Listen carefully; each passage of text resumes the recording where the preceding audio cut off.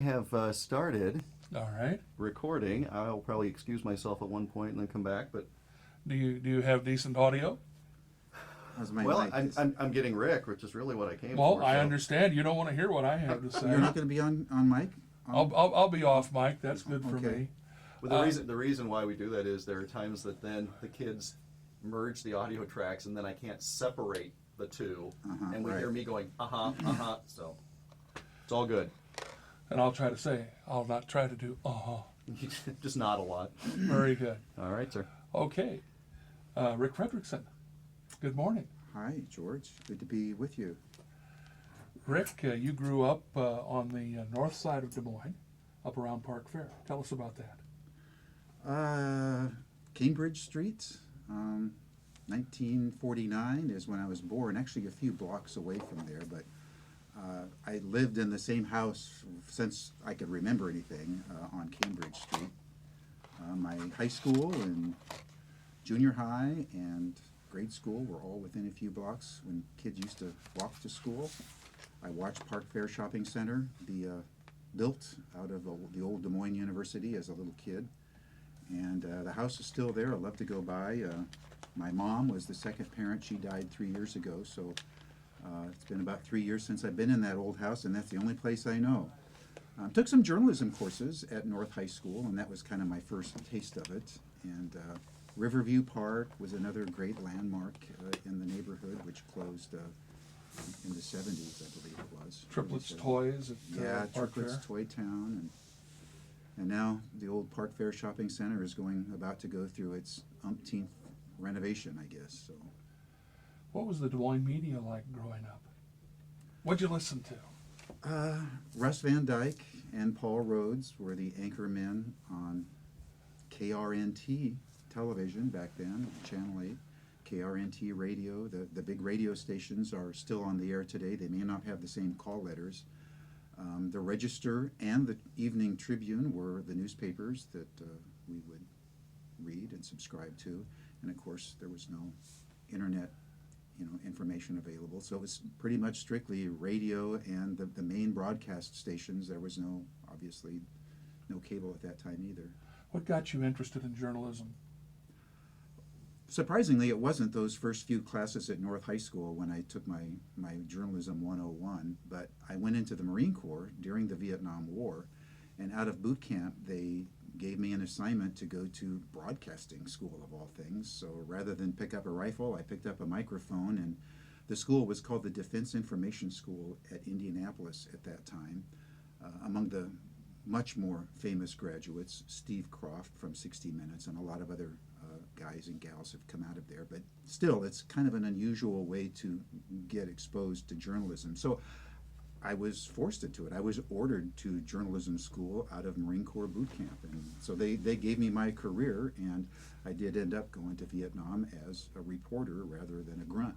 So you went straight from North High School, 68 you graduated, 67? 67. Okay. And you went straight to the Marine Corps? I took a couple of months to try college, and I decided I wasn't ready to continue hitting the books. And at that time, there was still a draft for the Vietnam War, so I thought, I had a friend that was in the Marine Corps, and he was influential, and I thought, I'll just do this first and then come back and go to college free on the GI Bill. And I did come back and take a few classes, but the training and experience I had, sort of outweighed, going to school again, so I went right into broadcasting after I came back from Vietnam. Okay. In Vietnam, what did you cover? What did you end up doing? What was your Well, assignment? it was the biggest story of my life, and to this day, it's still the biggest story of my life, covering the war. I worked for AFVN, the American Forces Vietnam Network, which was a true network of radio and television stations. From the Delta to the DMZ was our little logo, AFVN. The Mekong Delta in the south and the DMZ, which separated North and South Vietnam to the north. Probably 10 or so radio and TV stations. I was in the Saigon station, the headquarters station, and we would feed radio and television reports to the affiliates up country. So I was there for the full year. I was the Vietnam War news editor for a time when I would attend the military briefings every afternoon in downtown Saigon, come back and write from their press releases. And Primarily, we would disseminate the news rather than gather the news. But every once in a while, I covered Richard Nixon in his visit to the Delta as one of the first stories I ever covered with a camera crew. What was the AFVN operation like? Did you have cameras, film cameras for TV? Had film for television. We still had 2-inch reel-to-reel videotape. It was a black and white station. Interestingly, we had FM stereo. It must have been one of the first computerized FM, and the machine was as big as this room. It sat in the lobby of the AFVN Radio TV Broadcast Center, and it was like an automated FM station. But it was pretty basic compared to today. We still had kinescope, but our field crews were shooting in 16 millimeter film. I don't even think there was a mag stripe that provided audio on the film at that time. We used to shoot the old Bell and Howell handheld camera. Yeah, but mostly, as I said, we were an organization to distribute the news. So we gathered it from all of the main networks. We used to get the Walter Cronkite news on a reel-to-reel 2-inch videotape. It would come a week late from Hawaii, and we would, most of it we get the rundown, and most of it we just have to mark off because it was dated. But there was usually a good feature story or something that was still of interest to the troops in the field. So we get film from ABC News, and they send us a lot of news film. A lot of it related to the war, and some of it we were prohibited from using, and I was involved in a big censorship issue at that time. I was not a quote ringleader, but there was probably 8 or 10 young journalists at AFVN who protested the censorship that we were forced to engage in.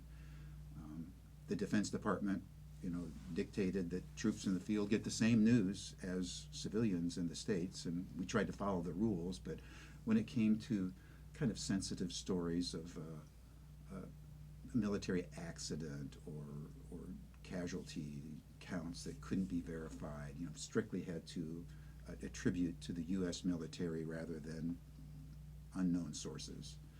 When Nixon announced the first troop withdrawal, everybody in the world knew about it before the troops in Vietnam, because we had to wait for an official Department of Defense source. We couldn't use it from AP or UPI, so as a result, the guys going home were the last in the world to know about it. So we actually made so there were some protests. It wasn't anti-war, it was freedom of speech, freedom of information kind of protest. And we ended up getting a congressional investigation, and some of us were sent upseas because of our protest. And when I look back now, I don't really think it was as serious as we made it out to be.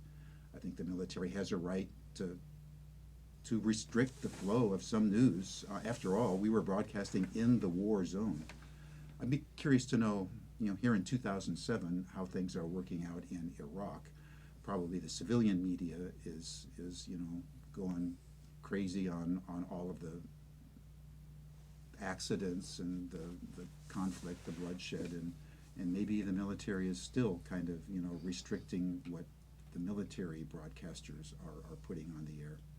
Now, were there any repercussions for you? Were you sent back home out of this deal, or what? Yeah, I basically quit my job, and I don't think you can really do that, but they allowed me to leave my job, and I was on Huntley and Brinkley. They interviewed me, and there were stories in the hometown media here, and I was sent up country to an island station on the top of a mountain island in Nha Trang off the coast of Vietnam, and that's where I spent my last couple of months in Vietnam. And then they asked me if I wanted to get out early just to kind of get rid of me, and I said sure. And at that time the war was kind of beginning the withdrawals were beginning, and I was in for 3 years, so there wasn't really a lot of time for them to reassign me back in the States anyway, so it kind of worked out all the way around. What'd you do up at the mountaintop station? Read local news, and most of it still came from the network in Saigon, but they had a local studio for a much smaller presence in their affiliate stations to just read local news, to kind of have a local face or voice in the case of radio on the air there. Well, what would be the local news that you would do in Vietnam? Trooper Smith went out today and shot a bear or something like that, or? Actually, I think a lot of it was just reading the news that was supplied to us from the network. They'd write the stories and send it up by teletype, and we would read what was a local newscast and maybe there would be something on, the Green Berets, had a change of command ceremony, something that might not make the network newscast, but might apply to the area of Nha Trang where the Green Beret headquarters was. This censorship issue, was it a particular event that caused the protest, or was it just No. things in general? It was just an accumulation of commanders telling us that you can't use this piece, or maybe in the Walter Cronkite rundown or the ABC films that we would get, something that would attract their attention. A rocket hits a tree and bounces and ricochets and kills some American troops. They would write through that dated when maybe it wasn't dated, and everybody back home would get that information, but it's kind of demoralizing to hear that stuff to the troops. And I think I'm much more sympathetic to it now than when I was a teenager. And at the time, the military said, largely it's just a bunch of young guys who are kind of feeling their oats and expressing this freedom of information, which I still fight for today as a journalist. But now, what is it, 40 or some years later, I look back and I think, it probably wasn't nearly as bad as we had made it out to be. Do you think as we get older we get smarter? Yeah. Oh, yeah. I mean, an accumulation of knowledge. You were discharged in 1970. Honorably, I might say. That's always good to know. Despite that, yeah. Came back to Des Moines. I did. And I think you were telling me that you started in March of 1970 at KRNT Television and Radio. Correct. That's the same date that I started over at WHO TV. Mm-hmm. How'd you get the job at Channel 8? Excuse me. Actually, I came back to the job I had left at a men's clothing store in downtown Des Moines called Markovis's. Oh, sure. They held the job for me, and I came back as the assistant manager. I used to just be a stock boy. I started there when I was 14 years old, 50 cents an hour, and I came back to that job. And Markovis's was a very stylish store. it was very stylish. They also sold things for big and tall men, and they also had a line of military people. GIs would come in and buy, everything from patches to fatigues to combat boots. No weapons or anything like that, but it was they had three main lines which helped support the store. The Sun now runs it. It's called G&L Clothing in Des Moines. But one day I was waiting on customers, and two guys came in, and during that discussion, one friend told his buddy, I just applied for a job as a news reporter at KRNT. And I was back about 2 months, and I thought, I can do that. So after I sold him a shirt or a pair of pants, they walked out the door. I got on the phone and immediately called, and I think it was Paul Rhodes, one of the guys that I grew up watching on TV. I said, hey, I hear you have a job. I'd like to compete for it. And later I was in, and Russ and Paul took me into Russ's office and gave me a handful of wire copy and a little reel-to-reel tape recorder and set me down at a typewriter. I was at for technology of the time, and said, write a newscast and record it, and we'll come in and listen to it. And they must have liked enough. I had pretty good experience. I'd had almost 3 years of training and on-the-air experience, so I ended up getting the job. I guess there's a lesson there in keeping your mouth shut when you've applied for a job and telling your friends in private. Or keep your ears open. Yeah, that's right. That's that too. So you start to work over at Channel 8 and KRNT Radio at the time. What do they have you do? I was a cub reporter, my first job in commercial radio and television. I was on the early morning radio shift with George Wiley, and we would alternate radio newscasts.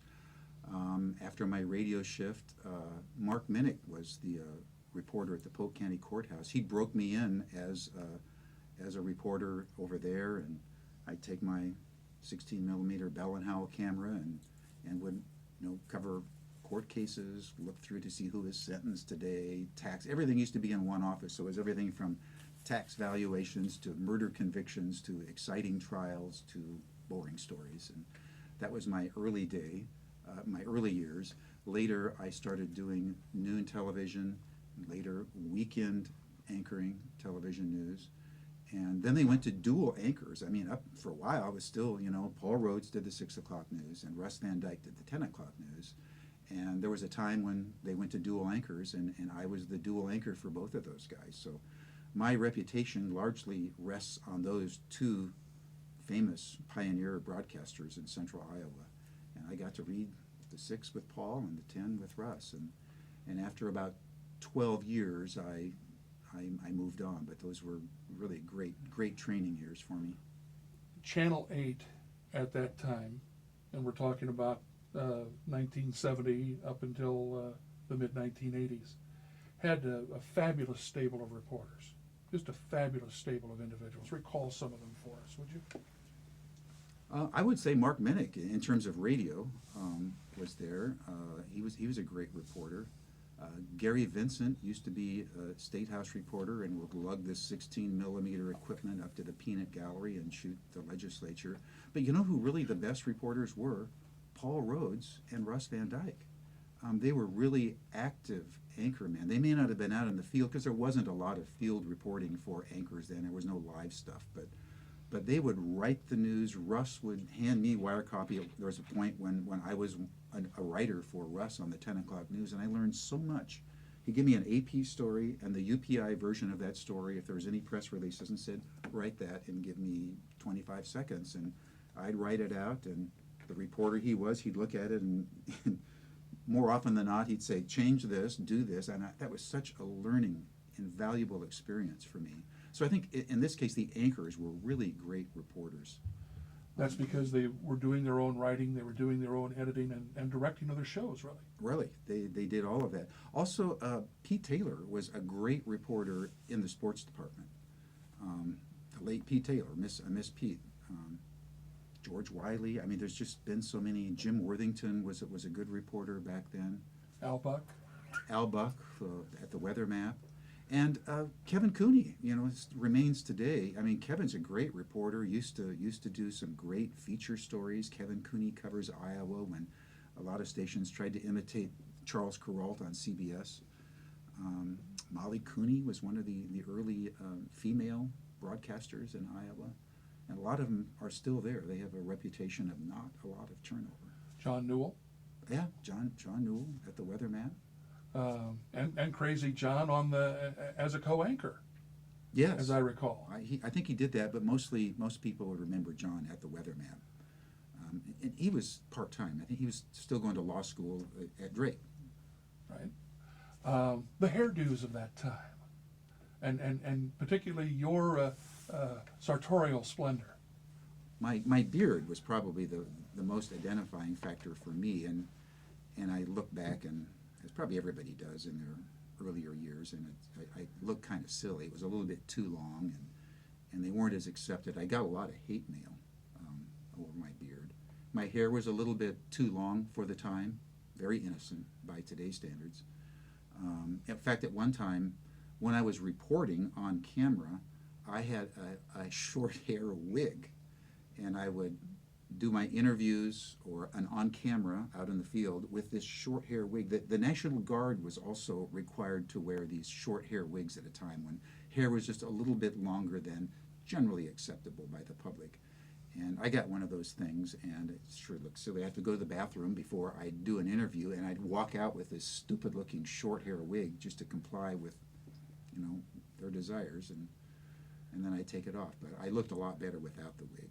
And the beard, at one time I shaved the beard, and they made a promotion out of it. Do you think you should grow it back? And yeah, they wanted me to grow it back, so I don't know if that was good or bad, but I ended up growing the thing back. Terry Anderson was on the staff at Channel 8 at that time. Yeah. Terry was another really great reporter. He did a lot of radio, and remember going to visit him and his wife. I think he lived up in Ankeny there for a while. And yeah, in later years, of course, he was with the AP and was in Japan and spent some time elsewhere too. Well, of course, the hostage situation, and I, of course, remember his very distinctive signature, Terry Anderson, KRNT News. He even ran for, was it Congress or Senate or something too? I think that's right. Rick, what was it like back in those days to put a newscast together, either for radio and then for television? For radio, you pretty much did your own thing. We relied on the wires. We also relied a lot on television. It was when I was with radio, it was still a radio TV shop. We were still combined before KCCI TV separated from KRNT radio.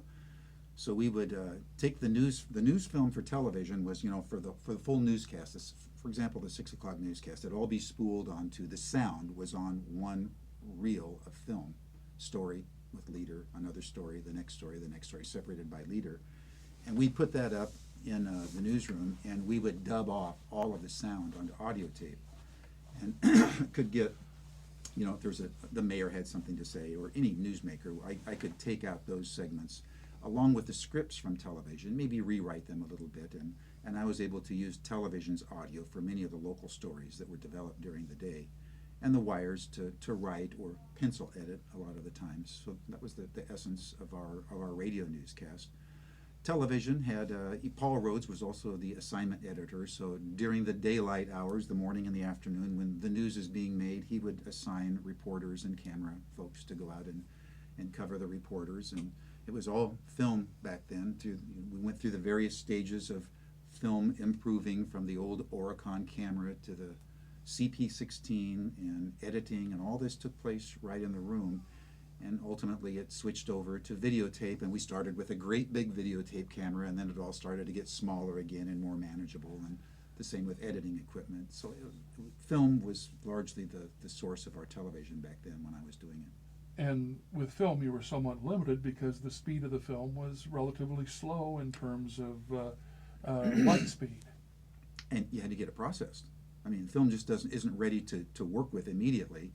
As soon as you take it out of the camera, we'd run it downstairs to Dave in the film lab, and he'd call us when it was ready. It seems like it was something less than an hour when we could run down and get the raw film, and then you spool it through, see what you've got, and start your editing. And it took a lot longer to put a newscast together, and there was no live then. The quality of the news. What do you think was the quality at that time? Probably we'd be surprised that it's not as different as we might think it is. Certainly the technology has made it more urgent in terms of, we can report live from a scene, but they're still covering, the cute feature stories. They're still covering traffic accidents, amazingly. The other day, three kids from a high school were killed. That's news to anyone. But I think we might be surprised if we looked at a lineup of the news 40 years ago that it's maybe not as different as we might think. Technologically, it's different. And some of the stories back then might not have gotten on until the next day because of the time problem in filming and getting it processed. And whereas today you can just report on something live. Everything is more immediate today, not just in radio and television. What was it like working with the late Paul Rhodes? Paul was a real professional, great sense of humor, a private man. When Paul died earlier this year, he didn't have a funeral, or at least a public funeral, or even a memorial. And he was not in the business to be famous or to be a celebrity. That was the only job he had at KRNT, KCCI. Left as the news director. I mean, he was in it because he was a professional. He was a stickler for accuracy, would make the assignments, and at the end of your assignment, he'd review your script, and he would make the edits and say, change this. He was basically a teacher for the younger reporters that came through. He ran a pretty tight ship. He kept everybody pretty happy. He approved your vacations. He had a schedule. He was a very organized news director. He was also a great anchorman. He was not a fancy guy. He got the job done in a really professional way, and I'm really proud to have worked with him. Why do you think the public liked him and accepted him for so long? I think they knew he was a professional. When welcoming him in the from the newsroom into your living room, he was a guy you can trust. He's your next door neighbor. And also back then, George, I mean, television was still kind of new. He's probably one of the only guys that's done it to that point. So there was this trust factor, and there wasn't a lot of competing media like there is today. And the media is just so much more controversial now than it was back then, with Democrats and Republicans, and the hate that goes on between the politicians and the competing internet and cable and talk radio. I mean, it's just ballooned so much compared to what it was then. There's so much more at stake, and back then it was probably pretty calm compared to the way it is today. Russ Van Dyke. Russ Van Dyke had a lot of the same, maybe it's because they were these early pioneers that, that they learned it the old way. He had a lot of the same, really positive characteristics. He was trustworthy, he was credible, he was accurate. I've called Russ Van Dyke the Walter Cronkite of central Iowa, maybe of all of Iowa. I don't have the luxury of having the history for, the other TV markets, but I think to this day he's probably the best we've ever had in central Iowa. And I don't mean to belittle anyone else, but he was smart, he understood the issues. He was great live when we were doing interviews or election coverage. He was the cream of the crop. What did you learn from him? I learned how to write. I learned what makes a news story a news story. I mean, you go through broadcasting, journalism, writing school, and you learn, the 5 W's: who, where, which, why, whatever, all, the key ingredients into a story. And you think you can write, but it really takes maturity and time in the job and a good teacher before you can recognize what the lead of that story. What are you going to put first? The who, the what, the why, the where? And a lot of it just comes from experience. And it helps to have somebody show you the right way or to help input. And Paul Rhodes helped too. But for Russ, I think the thing I remember most about him was writing and the basics of journalism. What makes a story a story? And also his lineup, watching him put together the newscast, just before, probably 30, 40 minutes before 10 o'clock news, he's got all these scripts. He starts to lay it out. Here's, for the left column, here's segment A. Here's the second section of the news. Here's the third. Then we go to the weather and the sports. And then here's the final shorter section with maybe a kicker or something. And you watch him line them up, and what do you lead with in this segment? Why do you put this story behind this story? What ties together? What doesn't? So it was an invaluable experience for me in my first years of journalism. Of course, Russ also did the weather for many, many years on Channel 8. Yeah. And you think that helped to add to his credibility and his likability? Yes. And it also showed him as a human being. When you make a mistake, and I'm not saying he made a lot of mistakes, but when you're making mistakes in live television, there's nothing that shows your audience that you're a real person. How do you react to a mistake? Or we all flub in our normal everyday speech, but on television, there seems to be a higher level of expectation that when you see a reporter's story, they don't make mistakes because it's recorded and it's edited. But your anchorman and your weatherman and woman, they're making mistakes all the time, and that just makes them human. It humanizes the broadcaster. But in Russ's case, and he had the map, which was a great, it looked like he was writing backwards on the weather map. In fact, the camera was pointing into a mirror, and the mirror was reflecting the image on the map. So Russ was writing right-handed and standing on the, with the map, looking at America the way it should look on the globe. But in fact, on your TV at home, it looked like he was writing backwards, left-handed, and it was one of the tricks that everybody got a kick out of that. So that doesn't hurt your image either. I think that map is at the Historical Society. It's a great feature of Des Moines, just as the weather beacon. Yeah, That used to be in the newsroom. They had, it was the little box that looked like a stoplight, you know, red for weather warmer ahead and green for no change in Foreseen. Foreseen. And you know, and you know, you're supposed to push the button. It's up to the reporters. And back then, you know, it didn't get a lot of attention. So it might have been, you know, today's rain might not be reflected in the weather beacon until the next day or something. But Oh, kind of like the newscasts on FM. yeah, well, television always gets, if that's what you mean, television always gets priority in a combined newsroom. You know, like, hey, we've got an hourly newscast coming up in 10 minutes. Who wants to do it? Well, nobody wants to do it. They'd rather be on TV. Well, and when I was at a combination AM/FM, KRNT AM, KRNQ FM, the AM was the big dog at that point, and we'd always forget about the FM newscasts. Ever have that happen to you? I guess we probably missed some, but I don't remember doing separate AM and FM. But when I was with CBS, it was the same problem. Television, especially when you're covering a story over, you know, outside of your home area, a coup or a war or something, then they set up a news department. You've got radio and TV working out of the same newsroom, and radio is always the, you know, the little brother that doesn't get as much respect.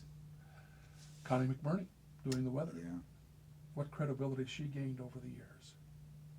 she was great. She appealed to everyone, but you know, being a woman in an early broadcaster, I think she won over men as well as women. She just had such a great charm about her. She was so non-threatening, and I don't know. I just love Connie, and still miss her on the air. Although we've got, you know, the new tools that weather people use today, and you remember back what Connie used to have, you know, a static satellite picture, or maybe there was a little bit of a loop, you know, towards the end of her years on television. But she's a really beloved broadcaster. And the weather back then, everybody went with the Weather Service forecast. Yeah. I never did the weather, but I just introduced Connie, and she was great at ad-libbing too. She was just a natural. She had the gift of gab, if I can say that. You know, she was I'm the kind of person that I'm a better writer and a preparer and a thinker in advance. I don't have, really comes in handy to be a natural at ad-libbing and spontaneous thinker. I don't have, you know, I'm wired just a little bit differently. So I would think about ahead of time what I'm going to say to Connie or to Pete, and she just was able to come back and make it work. You know, they can make you or break you, and she made me look better than I really was. That's her job.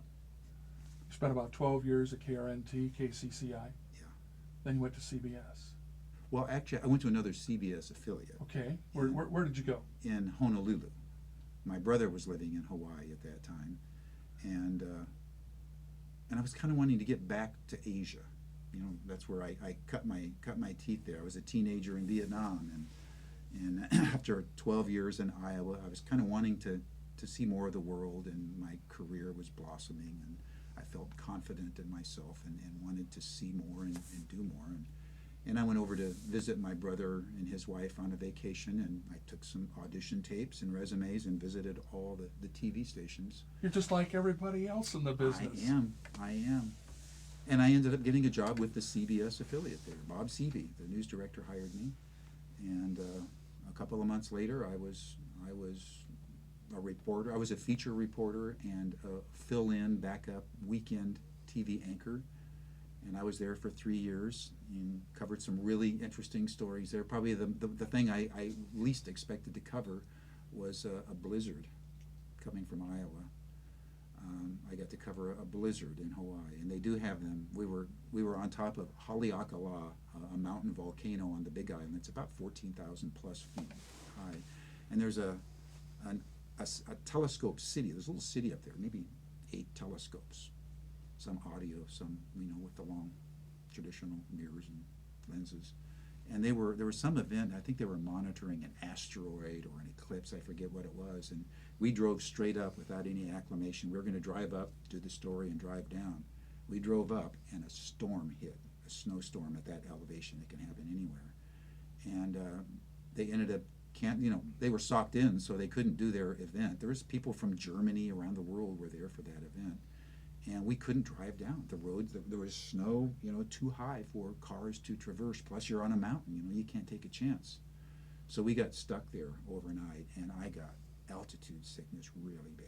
I mean, I had a terrible headache and was lethargic and breathing deeply. It really hit me bad. Fortunately, they had, they know about this stuff, so there's oxygen tanks, and I was, laying on the ground with oxygen to help make it through the night. And by morning, the plows had got us out, and as soon as I got down to sea level, I was just perfect.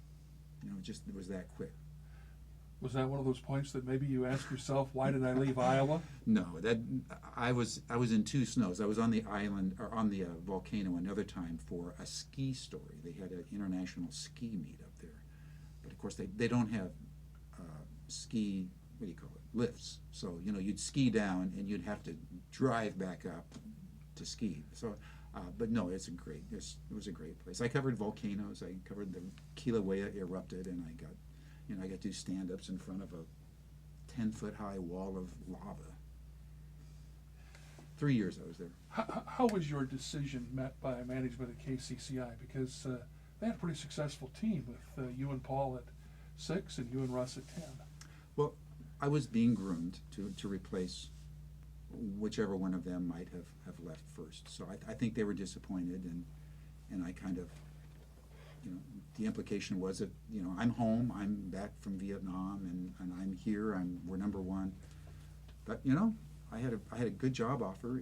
It paid, at that time, it paid $40,000 a year, which was, That was real money. 25% more than I was being paid. Of course, the cost of living in Hawaii was a lot more too. But it fulfilled the desire in getting back to Asia, which is really what I wanted. It's kind of halfway there in the Pacific Ocean. So, I don't think they were too pleased that I left, but, they're still good friends there, and there was, I didn't burn any bridges, and it obviously didn't hurt ratings whenever I left, so. They just keep chugging along. They just keep chugging along, and I think the only time that we were ever threatened was by Jack Cafferty, who's now with CNN, and I don't think there might have been one book on one newscast that they might have pulled ahead, but we maintained the lead in general, and they may have tied or something, but there was they never overtook us, and then he left for New York. You eventually go to CBS. Yes. Tell us about getting the job with CBS. When I was in Hawaii, I started going back to Asia on vacations, and one time in Bangkok, I stopped into the CBS bureau there, and that plays such a big role in life, doesn't it? When I got my job at KRNT, I heard about it, and covering stories. Luck is just such a crucial thing. You gotta know when it's luck and to seize the opportunity. So I was visiting the CBS bureau, and I found out that the CBS reporter had left, and the reporter's desk had been empty for 2 months. And I kind of hit it off with the cameraman. He was an Australian, Derek Williams, kind of a famous guy in Asia, covered lots of wars and has been in the region all his life. And he knew that I was a Vietnam veteran. I had experience in the region, and I said, hey, I think I might compete for this job. I love Bangkok, and the story, the position required living in Bangkok, but you traveled all around Asia as the hot spots would flare up. And he sent a telex back to the foreign editor who made the hire at that time, and talked about me, recommended me, and I went back, and I don't know, a month later, I was on the phone with Sam Roberts, and he made an offer, and another month later, I was, on my way to Bangkok to be the bureau chief for CBS News in Bangkok. What is it like, or what are the duties and responsibilities of a bureau chief for an organization such as CBS? Largely being aware of what's happening in your region, which is as far away as there was a bureau in Tokyo, so I didn't really cover Japan, but there was a couple of big stories there. They need help. If a story is going to last a week, or the Marcos coup in the Philippines went on for days and days and days. The China story, the China revolt in Beijing. You need to bring in help. If it's just a story of 1 or 2 days, we can cover it on our own. But so I was in Japan a few times, but my beat was as far away as Pakistan, India, Bangladesh, Northeast, China, Japan, Korea, Southeast, Philippines, Malaysia, a lot of it, Vietnam. Vietnam was the huge story back then, because I was there 10 years after Saigon fell. So it was just beginning to emerge from isolation. So, but to answer your question, my job is to monitor what's happening in the region. We had a wire, a Reuters wire, and listening to the BBC and the Voice of America on shortwave radio. And of course we have a telex, so New York knows what's going on, the foreign desk. They're coordinating their worldwide coverage through their bureaus. Most of the time, if there's something in my area that I didn't know about, they just call me up, call me at home in the middle of the night, or send me a telex and say, we need you to get over here and take your camera. We had a camera crew, a part-time cameraman and his part-time sound man. I had a Thai reporter and a translator, and had a secretary. The secretary and I were the only ones that were full-time. But they'd pay overtime to the camera crew if they were somewhere, and I think they were only paid like 6 days a month. But so we kind of plan our coverage if it was a feature story. If it's a big story and they were somewhere for 2 weeks, no problem. They love the extra work. Being available is the key thing. And I did radio and television for CBS. How many were you expected to produce so many stories over a period of time, or just as events happened?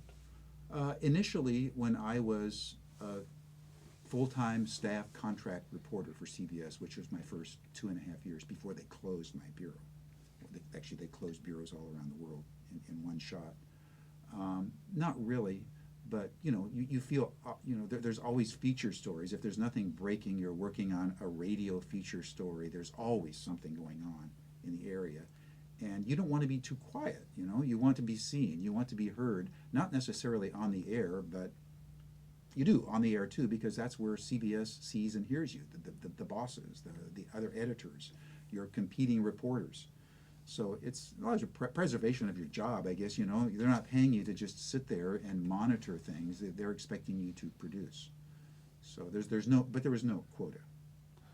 Was it kind of a dream job? It was went on for 10 years. And after they closed the bureau, they laid off and closed bureaus all around the world. And it was a time when all the networks were doing it, rather than, and I don't think it was necessarily a bad decision. They reduced their presence in Asia to just Tokyo. They had a Tokyo bureau. So when something happened in Bangkok or the Philippines or India, they might have a local reporter that was kind of their fixer over there. And if they needed to go into an area, they'd contact the fixer, have a car waiting, have our hotels ready, and they just fly in. They fly in with their whole crew and maybe 20 cases of batteries and lights and tapes and stuff. So they saved a lot of money by reducing the local, especially the American presence. I seem to recall on one of the books I read about Edward R. Murrow that after World War II, he had made a tour of around the world, and it helped to set up this bureau system and had people with the CBS flag literally everywhere. Oh, Is really? that what you found?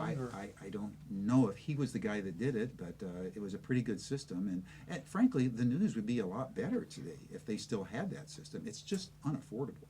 Plus, there are so many other agencies that you can hire, like Viz News, AP Video. They have local people at all these places. You can buy the film. You can buy the video from anybody. You don't have to pay your own staff, to be full-time or part-time to get it when it's available at a cost savings like that. Well, now, when they closed the bureau in Bangkok, what did you do? I called them and said, why do you want to close this bureau? I said, we are lean and mean. I was cheap. We had part-time people. But at that point, it was just head count. They needed to reduce the numbers. They were bleeding red ink. And but I stayed on with CBS. I just had a more of a informal relationship through our relationship with TBS, and everywhere around the world except the U.S. TBS means Tokyo Broadcasting System. They were our partners in Asia. I got a desk at TBS in Bangkok, and became essentially a freelancer. But I was their go-to guy for radio and television, and I got paid by the day. I got paid by the story rather than a contract. There were no benefits or anything, but I was still their guy, and I created my own news agency. I started to freelance for other people. I started to write stories for Asia Magazine and newspapers, and for Australia radio and television, the BBC, the Canada Globe and Mail. So I was able to expand my portfolio and had a really nice career as a little news agency guy. Some of the major stories or some of the major events that you covered? Vietnam, would it still be? I was probably in Vietnam 20 times or more, because there was still a fear that the Vietnam communists were holding Americans prisoner of war. There's a history of that in Asia, that they hold prisoners for long periods of time. And of course there's all kinds of rumors all the time that, we saw a USA carved in a rice field from an airplane, and it's just, a normal marking of a field, but somebody thought it looked like a USA, like a SOS call for help or something. There's all kinds of rumors that would come in. And my freelance guy, who worked with the U.S. military at one time, would go into Laos. Most of these reports were in Laos, not in Vietnam, which borders Thailand. And we'd pay him money. He'd go in and have his little guys. It was an industry there. They'd find some dog tags. They were probably manufactured. Some were real, some weren't. But we went through the motions of checking it out. It would be a great story.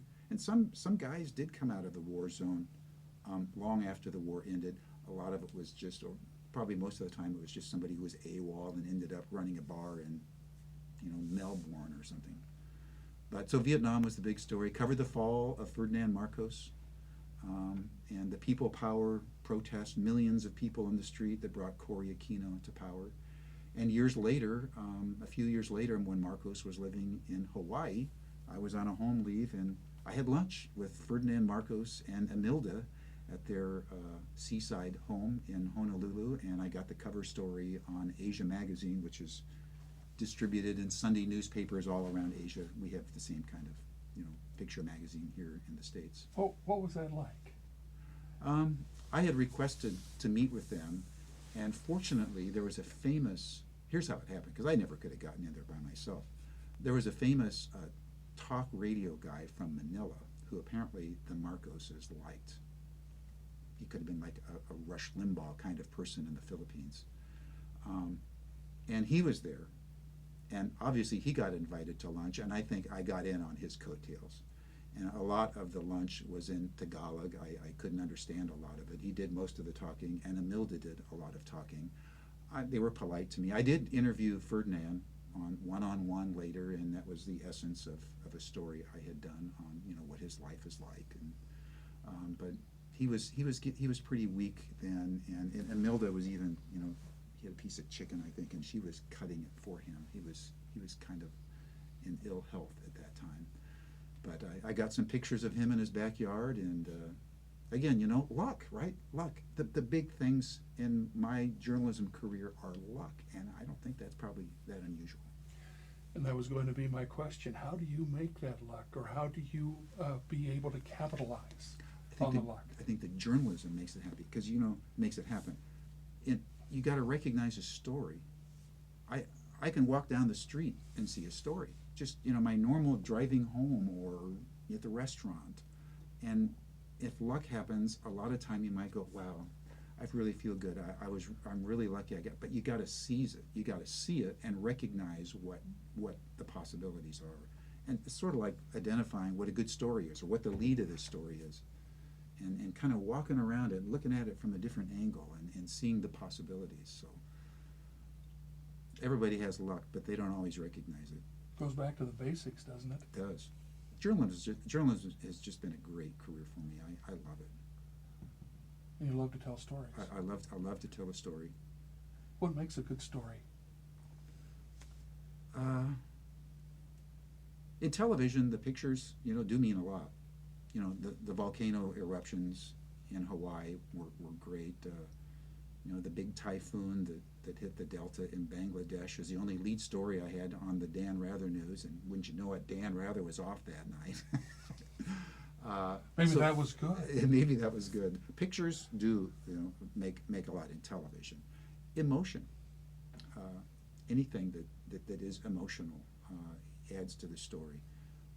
Uniqueness, exclusive, something that's exclusive, which really probably the things I've done that have gotten the most attention are feature stories. It's an unusual character.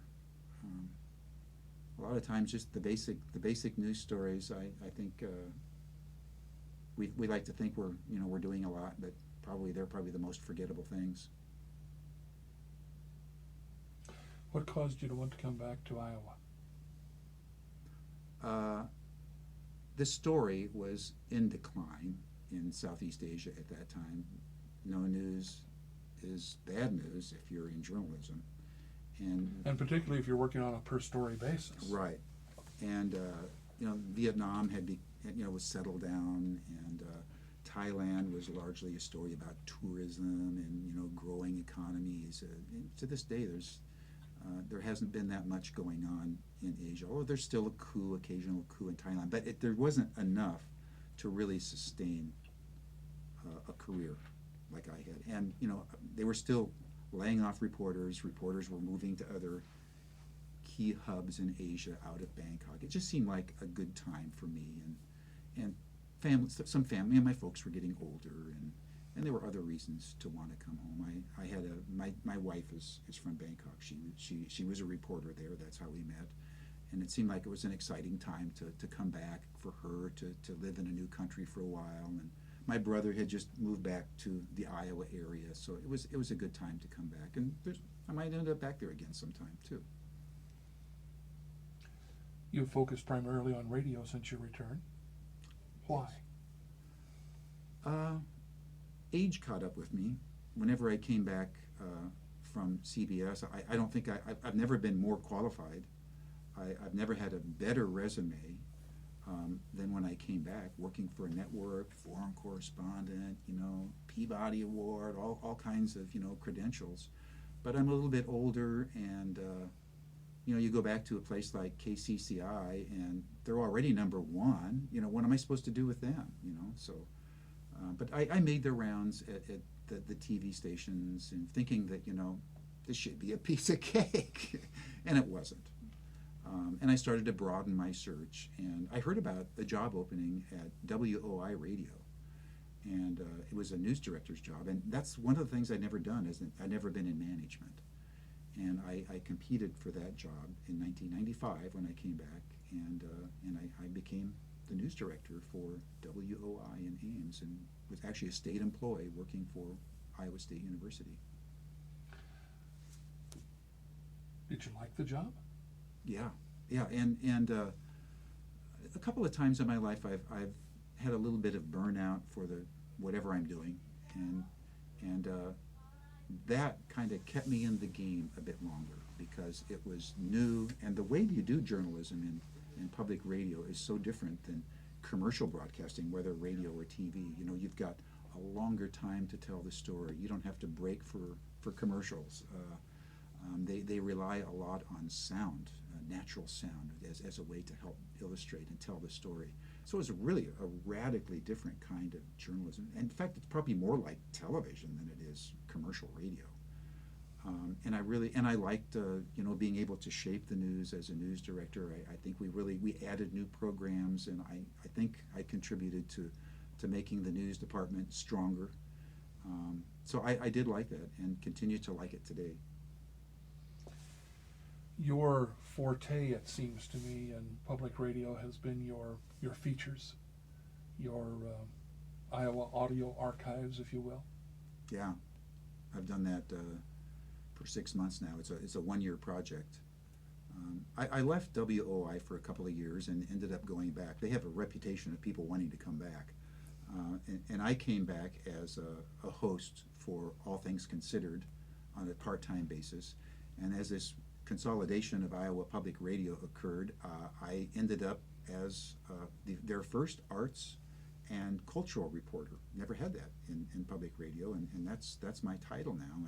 And my first really big project is called Iowa Archives, which is not not that different than the archives of Iowa broadcasting. We're interested in locating and preserving historic audio. I think it's the most neglected aspect of Iowa's history is its audio history. You can walk into a museum and see battle flags and machine guns and Model Ts, but you can't go in and play Jack Shelley or Herb Planbeck because it's on a 16-inch record stored away in a box in the basement of the museum. There's also a lot of other material that's just being lost in private hands. You know, grandma dies, you know, what's this box of stuff? Let's get rid of it. There's a lot of stress during that time. So we're kind of drawing attention to the importance of audio and then packaging this into really listenable little 4-minute stories during this year. And I love working with audio. I've found some really interesting things. My project goes a little bit beyond just broadcasting. We're locating all kinds of sound that might relate to Iowa's history. We did one on Riverview Park in Des Moines, which closed decades ago, but we found what I think are probably the last sounds of some of Riverview Park's sights and sounds that we can remember, and that was my series premiere. You could hear sounds of the Riviera Ballroom and the old life-size clown that was in the arcade there and used to scare kids instead of entertain kids because it was so weird, and we've got sound of that, and we're doing a couple a month now of these, and right now we're focusing on broadcasters, so it's good that the archives of broadcasters has preserved it. We could only hope to be as comprehensive. What's the role of public radio, particularly in news? I don't know that the role is that different than any commercial radio or television station. It's just that they have the time and the format to do it better. And a lot of it just comes to the commitment of not having to respond to ratings. They might be able to have a 10-minute interview with somebody that would never get on commercial radio because it might be boring. But public radio audiences like the attention to detail, the in-depth nature of our news. All Things Considered and Morning Edition are our morning. Well, my cell phone just went off, but it'll stop here. Well, the thing that all of us have to live with. Go ahead and answer it. Well, I can see. Or see if it's I can maybe, see it. maybe it's your wife wanting a loaf of bread. She said, "Did you?" Yeah. I think it's my brother in Indianapolis, so he's used to this. It goes All right. off a lot. I'll call him later.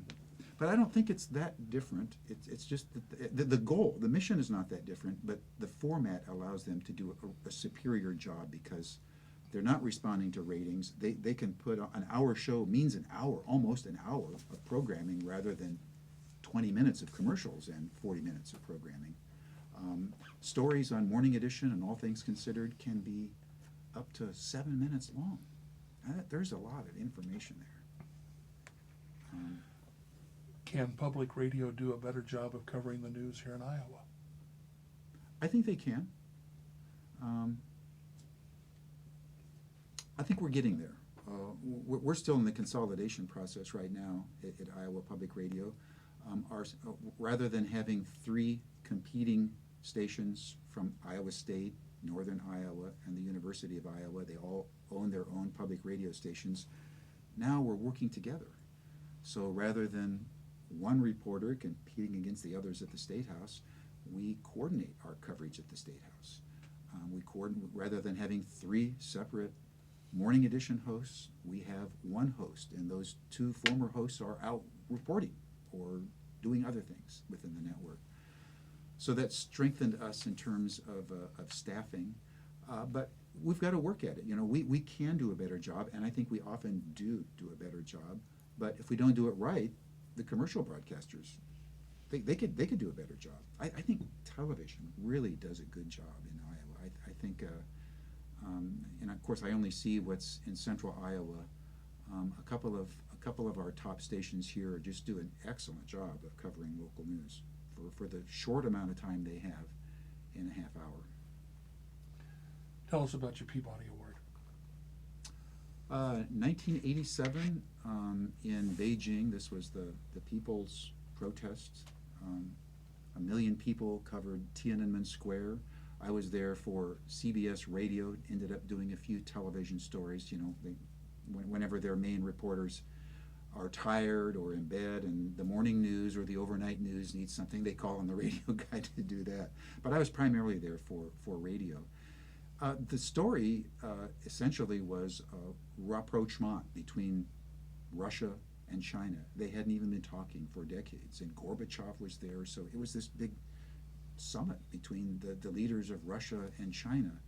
And the student movement in China saw the possibilities and the worldwide media in place. And they had some protest at a smaller scale before the summit started.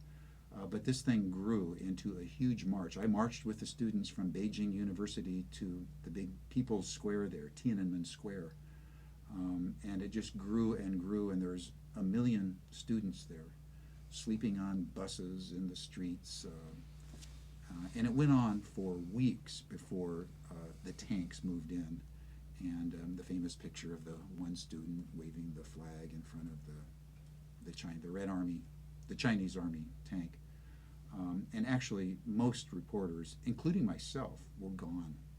Because we didn't know. If we knew it was going to happen, we would have been there. But after 3 weeks, Dan Rather, all the other big broadcasters had broken down, and they left a skeleton crew there. And even I had gone by then.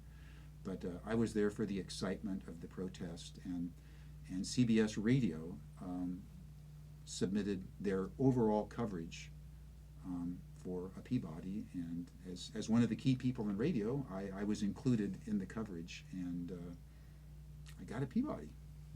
So I'm really proud of that. That was in '89. How does a man who grew up in Des Moines, Iowa, end up in China covering the revolution, and how does he cover it? Because my guess is you don't speak Chinese. No. You speak Des Moines. Yeah. How do you cover an event like that?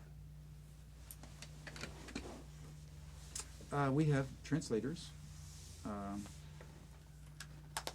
and a lot of the times we would go out with maybe the TV crew, and the radio guy would be along, or I'd just be on my own with the Chinese translator, and you know where the story is, and just observation. I mean, you could write a story. You could write a story just by what you see, almost. And the signs that the protesters had. They're in English. They speak English rather than me speak Chinese. And they want to speak English to foreign reporters. They know what the international language is.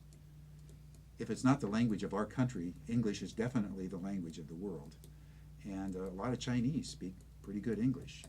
So oftentimes you don't need.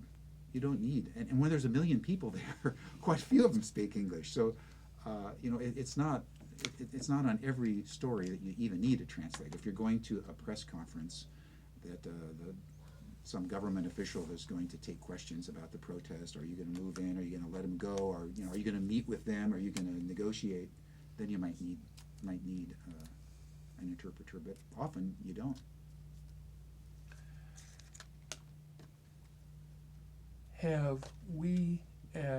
Have journalists, based upon your observations, gotten away from the ability to observe? Are they curious, or do we have a crop of journalists right now who tend to be a little bit lazy and rely upon the news release from a public information officer? Oh, I've done that. Sometimes you have to rely on a news release if you can't be at the site. I'm not sure what they're teaching now in J schools, but I think the power of observation should be a class of itself. I'm a little bit concerned by live television reports, with the urgency of a reporter getting before, especially at a breaking story, getting on camera, getting on the air. They don't have time to report. I mean, you got to get the information before you can say it. There's no chance to report and observe because they're on camera all the time. Maybe they have an assistant and I'm just not aware of it. Somebody else is gathering this information. Observation is important, and I don't know, I think that's part of our job. I mean, I think it's, I don't think we've lost the importance of that.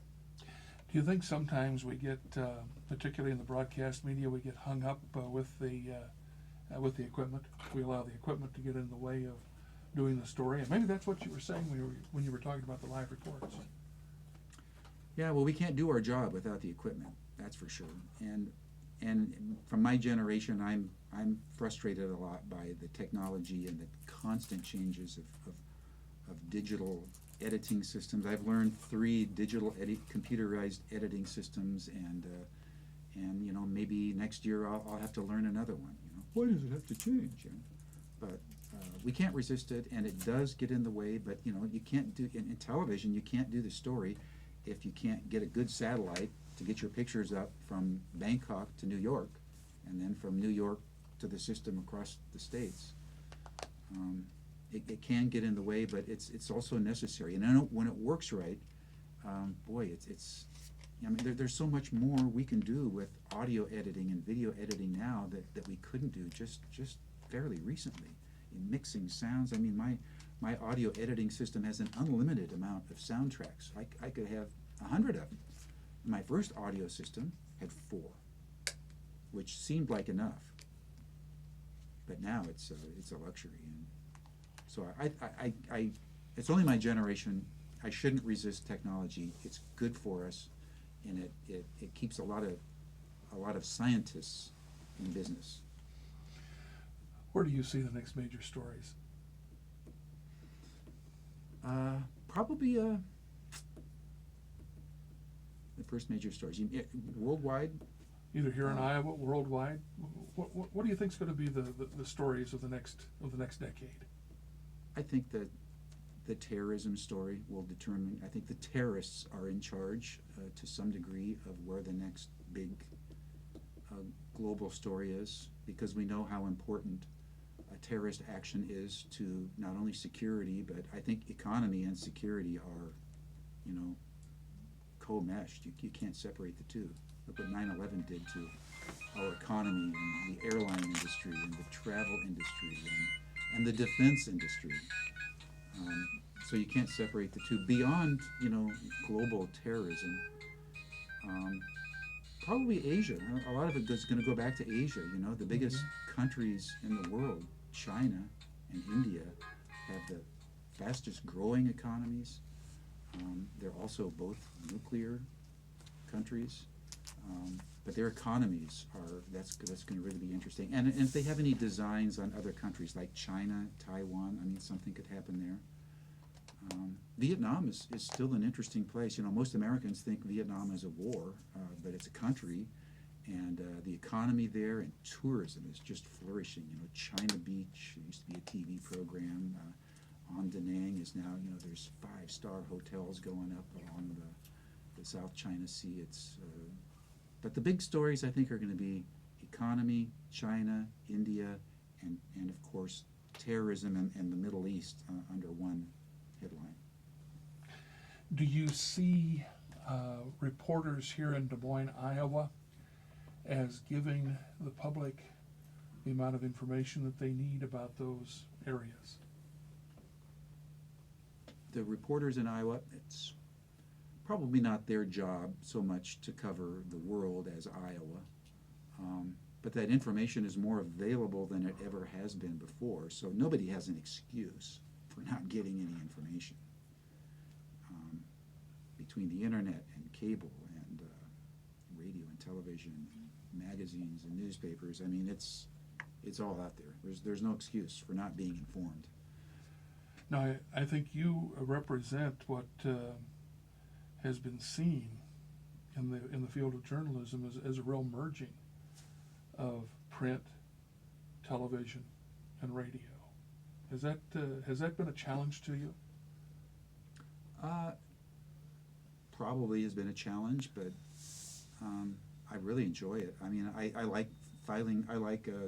We have a website at Iowa Public Radio. I really like to, you know, to post my stories there and to, you know, write the little headline and the date of the story and help decide, what graphics or photo we should use to illustrate that story. And I can't put a picture on the internet, but I can write it. And the common thread between all the media sources, radio, TV, is writing. And there's nothing I like more than writing. I think I'm better at writing and producing and editing. And editing is basically presentation. It's a form of writing. That's the common thread that I really like writing more than anything else. Goes back to those basics you learned from Paul Rhodes and Russ Van Dyke. And we don't know. We can't imagine how important when Paul Rhodes died earlier this year. He had such an imprint and an important focus for me in those years that I'm still drawing on that experience today. I just don't identify it with Paul Rhodes, but it's still there. So, yeah. Anything else? Well, I'm going to try to improve upon you. Okay. I was expecting you to say, Your Honor, one more question. I mean, No. He would have you saying anything. Really? Stand by, please. Just a minute. Yeah. Have you positioned the same way, but it's something that we talked about a little bit last week, but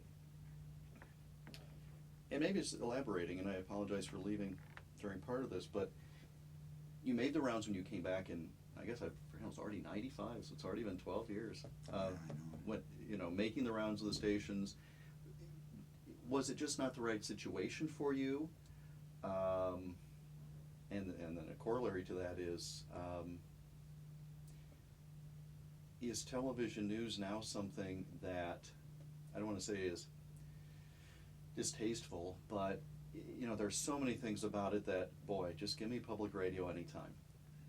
You know what I mean? I know when I'm doing a radio interview or when I worked in public radio, it's a whole different thing than when I worry about doing election night on TV as I do, because there are so many other things that to me have nothing to do with getting the information out. Mm-hmm. Spin off of that if you would. I mean, do you agree? What do you think? I mean, if somebody called right now, let's say that Channel 13 called and said, you've still got great name recognition, and John Bachman has decided to leave, and here's an opening. Does that have any appeal for you now, as it might have 12 years ago, or? I would listen to that, although the routine of that, I'm afraid that I might, after a couple years, if I was even able to survive that long, there's no job security. That's a real issue in television. And when I came back in '95, I was probably a little bit overconfident, thinking that my credentials, my name recognition, I left as number one in the market. I mean, excuse me if I thought I could get a job in the little market of Des Moines, Iowa, after coming home from CBS. I met with every station. I met with, some of them didn't even know who I was. I mean, things had changed that much. So, that's part of the reason. But I think it's a reflection on them rather than me. So I didn't take it personal. I am older. In the case of KCCI, I mean, if you're already number one, I don't have anything to offer them. But I could have been a reporter or something else. Anyway, there's no hard feelings at all. If somebody came to me with an offer, I would listen to that. I do think that I have the maturity, and people still know me from television. In fact, I think more people remember me from television than they do right now from Iowa Public Radio. Public Radio's got a great, loyal audience, but it's a core audience. Television is whoops, sorry, microphone. So, I don't know, I'm older too, and let's face it, youth is important in the game of television. Yeah, it's the sort of thing, and again, I do things on TV, top-rated station in the market, but, I'm on what? A few times a year, and the amount of times that I get recognized in Waterloo and Cedar Falls just stuns my wife. She said, well, you have a certain look and people remember you and all this, but there's no reason why people should recognize me. But it does show the pervasiveness of it. But again, it's just such an ugly, the cosmetics of it. That's the thing that I guess it makes, I can see that sameness of reading the same, you mentioned routine. The cosmetics of it is kind of, there's a lot of motions you have to go through before you get to the seed of the journalism mission Yeah. of the news. And I'm amazed that the public just hasn't got over this celebrity thing of television after, what, 50, 60 years Exactly. of television. I Yeah. mean, they still think, oh, put me on TV. When is this going to be on TV so I can watch it, or I can call everybody and see that they still have this fascination with television. That is one of the things that I didn't like. If a local station called me and asked me if I wanted to anchor, I think I'd be more apt to consider something in a reporting, feature reporting or investigative. Yeah, Because yeah. I never got off on the celebrity side. I'm a very private person, and I don't like to be recognized out there.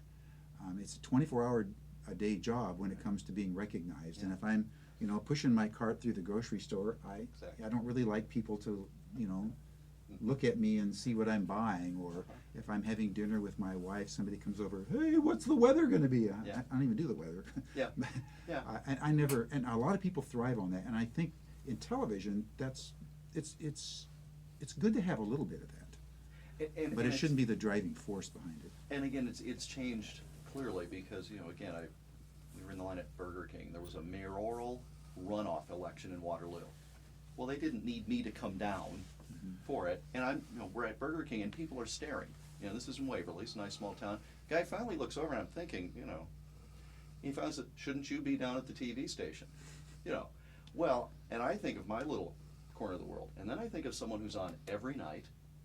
As you said, still the key recognition. And I find that a lot of people are fairly private and don't, they like to do their jobs, but they don't like that recognition. And now, it seems like you have to be available for every ribbon cutting also for the station. It's not just that you can go in and read. That's outreach, I guess, right? They call that outreach. If it's sold, but I guess that. And I do that in public radio too. Well, we're expected to. It's not forced upon you, but to kind of fly the flag and spread the good news about Iowa Public Radio. I like to do that because I believe in it. And I think maybe there's the difference between, for example, public radio, as it's done here, and certain aspects of commercial television where it's very hard to believe in it. Maybe that's a good exit point is, for people like Paul or Russ, how would they feel about, in essence, what TV news has become? Because, it's now been quite a while since either one of them, of course, would have been in it. How would they have adapted to these newest changes from your experience of how they handled the role of consultants and ratings and everything else before? We were involved with a little bit of the consultant stuff. I think they would be disappointed. I think they would be astonished at the technological advances, which overall have made our job easier once we can overcome the learning process. But they'd probably be astonished at the celebrity aspect, and it goes beyond just news. Maybe I'm talking about like the cable television programs, the talk shows that are so biased to one or the other side of the political aisle, and the way they focus on an abduction of somebody. They make it a national story when the same thing might happen 10 times a month. And but this one has captured it. They've turned this story into a national story, and they talk about it forever, and the inaccuracies and the speculation, and a lot of times nothing turns out. I'm drifting from your question about news, but I know that Paul, I think Paul and I were a lot alike in terms of being private people. He would not like going out. He would not like to be in the back seat of a car in the Iowa State Fair parade with a Channel 8 on the side. Yeah. He might have to do it, but Not happily. We'll survive it. We've survived others. Yeah, television did not kill radio. That's right. Radio did not kill newspapers. And the internet is not going to kill everything no. else. Rick, do you see This is Channel 8? cross-examination. This is That's- redirect Yeah, now. redirect. We'll take this question time. Yes. Do you see TV8 today upholding the traditions that Paul Rhodes and Russ Van Dyke laid? Yeah, I do. you know, in terms of accuracy, they're, you know, there's so much more news on even, we're talking KCCI. When I left, there was a noon news, a 6 o'clock news, and a 10 o'clock news. Was there a morning newscast? Maybe, I I don't don't remember. Probably cut-ins at best. But now there's, yeah, maybe just cut-ins. Now there's morning news, there's 5 o'clock news, 6 o'clock news, there's weekend news, weekend morning news. There's probably twice as much time for news than there was when I left. And the urgency, the immediacy of getting it on the air is so much better than it was when I was there. But the mission is still, you know, I think a lot of times it's better. Weather. I mean, the radar stuff is just amazing with what they can do with that. I'm totally amazed by what the radars can do. But there's still a lot of, you know, we're still out there being fed press releases and news. There's still a lot of this event-driven news that everybody has to do on a slow day to fill up your newscast, you know. If you got a newspaper and there's no news, you have a thinner newspaper. If you're in broadcasting and you have a slow news day, you have to create some news to fill the time. It's still 24 hours in the day. So broadcasters have a bit of a problem there. And but I still see it too much, you know, sending out a media release that we're having a press conference, and we're still being, you know, somebody's pulling our strings here quite a bit. I wish there was more on the street, what do you call it, the kind of journalism where you go out and you find Enterprise reporting. enterprise Yeah. reporting. I wish there was more of that. Investigative reporting doesn't have to be, you know, a 1-year investigation, but there's so much out there that I would like to see more on than just press conferences, and all news departments in every media get caught in that because it's easy. Sometimes it does produce a story, but you can take a news conference and you can take that news conference and then make it and this is what we do in public radio, make it a much better story, getting reaction to it, expanding on it, looking at it from another side, and covering it like no other, you know, reporter at that press conference would cover it. And that's a sign of a really cutting edge newsroom.